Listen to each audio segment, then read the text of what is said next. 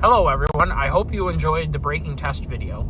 We are about, we've gone 169 miles since Gaylord, and we were in Newberry. So Newberry to Gaylord, off the top of my head, I don't know how far it is. Let's just say it's 100 miles. I don't know how far it is.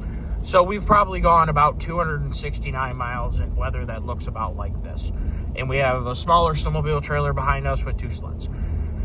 I definitely stand by, this is the most snow. I mean, obviously right now we don't have a lot of snow accumulated. This is very slippery. And on 75 coming south, there were several sections that at 40 mile an hour, if you tipped into the throttle, you were spinning up a tire because it was sheer ice. So we have a pretty substantial amount of time spent on these tires now in definitely unpleasant conditions. 269 miles in unpleasant conditions. You definitely get to know a tire. What we're going to do right now, we're going 45 because we have nobody around. It's pretty safe. We're going to gently bring her down. Yep, she goes into ABS. But we got a trailer behind us too that doesn't have brakes. She does a pretty good job. So like I said, I definitely stand by the statements and or conclusions made in that video. And I'm so glad that a lot of you have enjoyed the video, and I hope that it positively impacted your buying process. And I do want to apologize, even though I'm not the one who potentially released either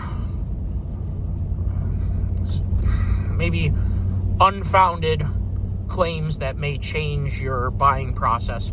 I hope that no one ended up buying an inferior tire only because of a braking test that may not have been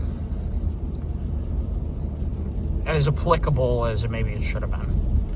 So hopefully your buying process goes well and whatever tire you land on ends up working out well for you.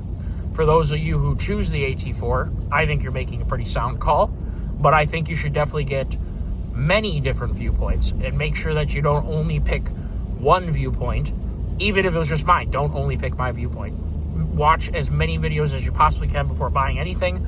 Be as informed a customer as you can possibly be. And even if a channel is big, be careful where you're getting your information. I know I used the channel in question, which you all know, that I would consider them a source. I've been a subscriber to TFL for years. A very, very long time I've been a subscriber and a fairly avid regular watcher of TFL videos.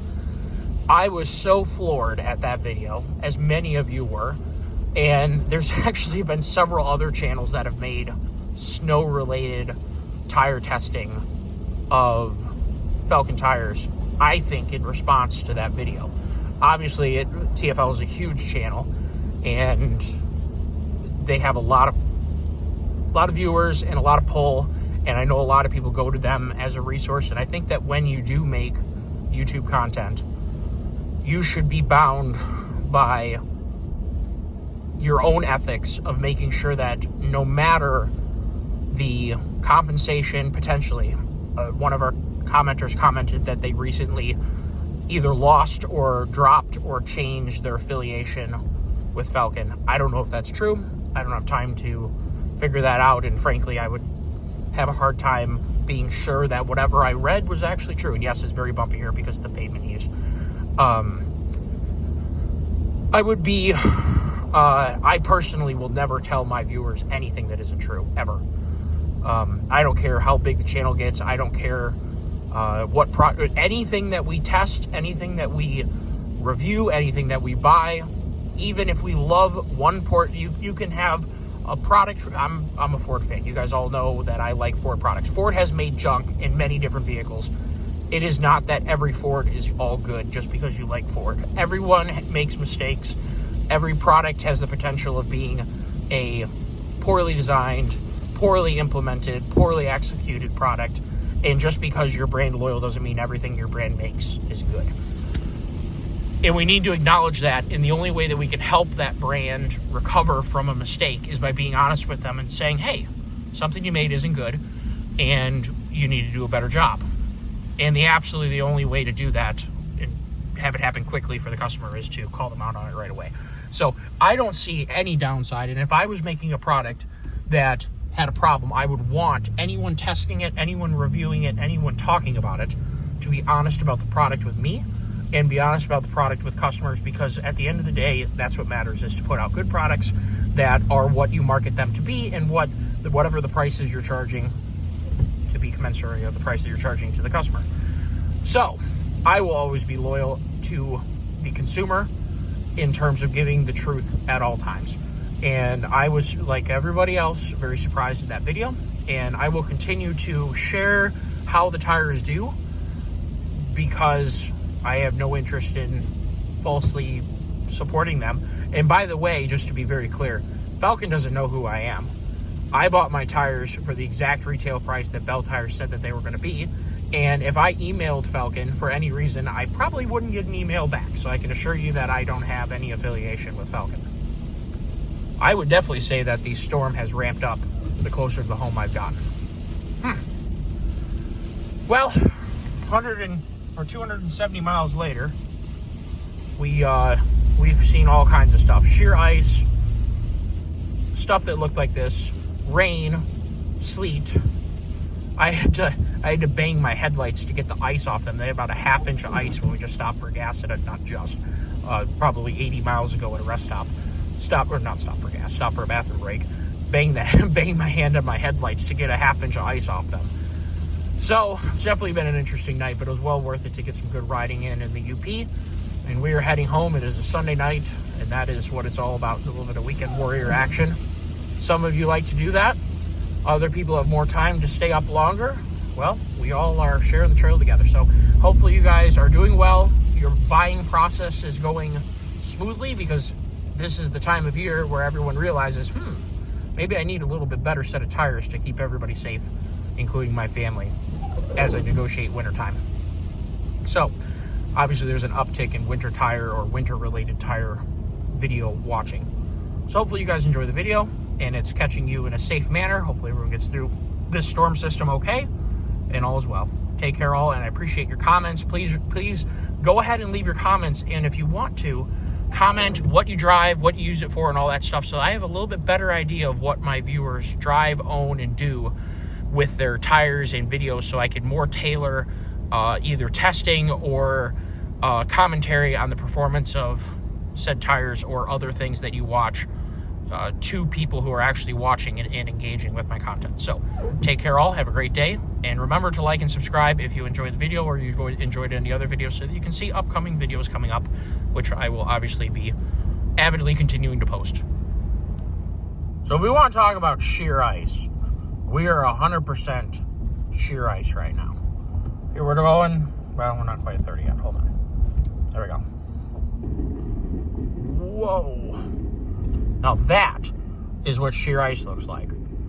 We have a trailer on the back, and we're not going to stop. Well, we're still under 180 feet. This is sheer ice. Total sheer ice. Come on now, go. And we're just in two-wheel drive right now, obviously. It is very, very slippery here. So I want to point out one more thing. To get a braking number like 180 feet for a Jeep without a trailer behind it, we probably covered about 180 feet there with the trailer. And the trailer doesn't have brakes. That's why that's significant. Most snowmobile trailers don't have brakes. But then the other tires suddenly manage less than half the distance. The only way to do that is by having something on sheer ice and something else not on sheer ice.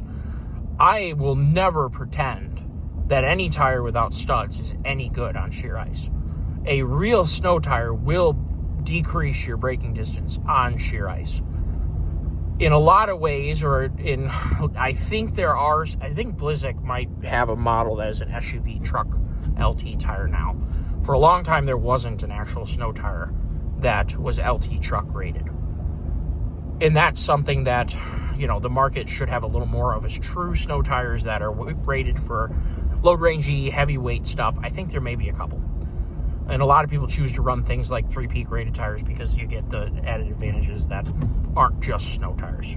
Mud traction, sand traction, good wear rate, all season, as in summer too.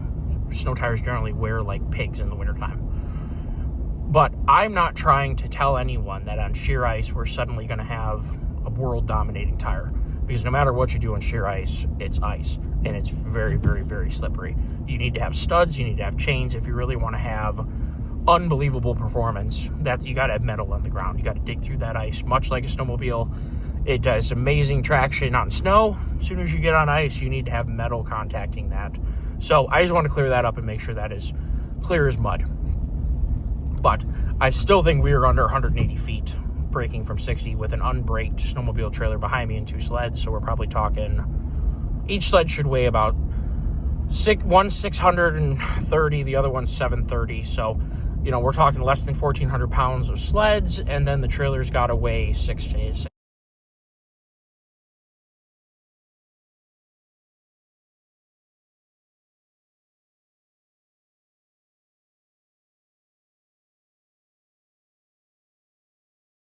Or so pounds. So we have unbraked at least a couple thousand pounds plus some behind us, and I still don't think we are over 180 feet on literal sheer ice.